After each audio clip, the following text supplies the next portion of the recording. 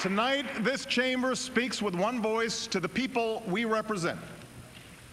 It is you, our citizens, who make the state of our union strong. Well, that was President Obama with his State of the Union address, a wish list, if you will, with what he wants to accomplish. And I'm now joined by our political insiders, Tony May and Charlie Giroux. And I know you guys watched the address. Anything that you want to point out first? Not a bad speech for him, a very good speech. He's a good speaker. It wasn't as belligerent as his aides had telegraphed it might be. He wasn't holding up the pen and waving it in everybody's face. But frankly, there was nothing very much new in it. He talked about energy policy, but unfortunately didn't call upon Congress to reject Senator Bob Menendez's, job-crippling taxes on oil and natural gas, didn't say a word about the Keystone Pipeline. So there were a lot of omissions in tonight's speech that I think will speak loudly over the course of the next couple of weeks. Tony? I thought it was the right speech for the right time. As we said earlier tonight, didn't expect him to break a lot of new ground. He gave some very specific small steps to improve the lives of ordinary Americans, and I think that will be appreciated. And he set a tone of conciliation with the Republican Party that I think will also bear fruit in the coming months. Earlier on CBS 21 News at 5:30, I asked you guys, will he talk about Obamacare? And he did, very briefly, and it wasn't until a little bit into the speech. Let's listen here with what he had to say. A pre-existing condition used to mean that someone like Amanda Shelley, a physician's assistant and single mom from Arizona, couldn't get health insurance. But on January 1st, she got covered.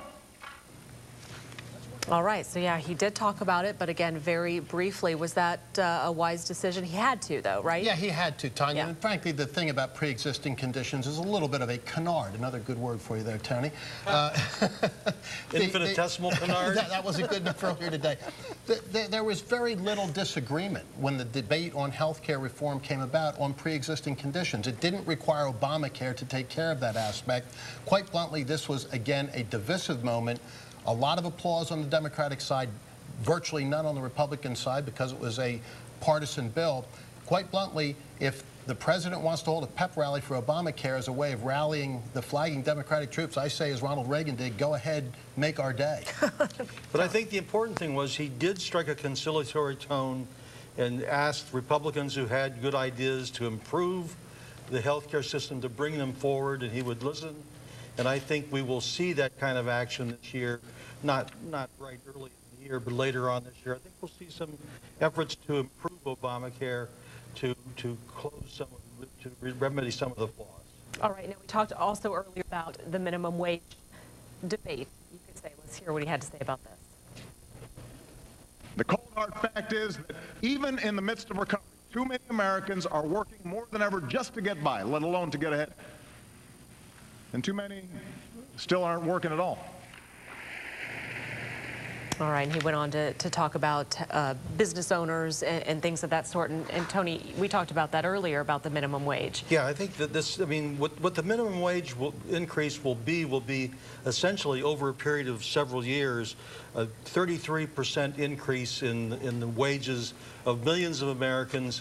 The thing that I think it's important to point out is that, yes, it will increase the costs of some goods or services, but at the same time, it will also increase the buying power for people who have seen the value of their wages reduce.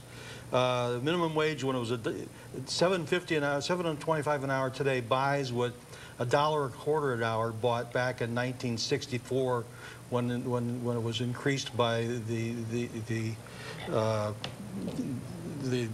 first time a major increase was to $1.25 an hour.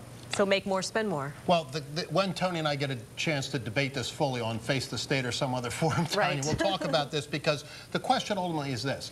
If taking the minimum wage to $10 is going to do no harm but all these wonderful benefits, why not take it to $20 or $30 or $40 or $50 an hour? I mean, if you accept the logic of the move behind the increase in the minimum wage, that's a acceptable question. What the president talked about tonight, though, was this thing that he was going to do with his pen, which frankly is pure theater. Doesn't even take effect for more than a year, will only affect contracts going forward and will touch an infinitesimal number of people. He said it again, Tony. He did. He said it again. Well, good. All right, guys. Thank you for coming in and your insight on the State of the Union address. We always appreciate it. And you can see our Political Insider Sunday morning on CBS 21's Face the State at 11:30, right after CBS 21's Face the Nation.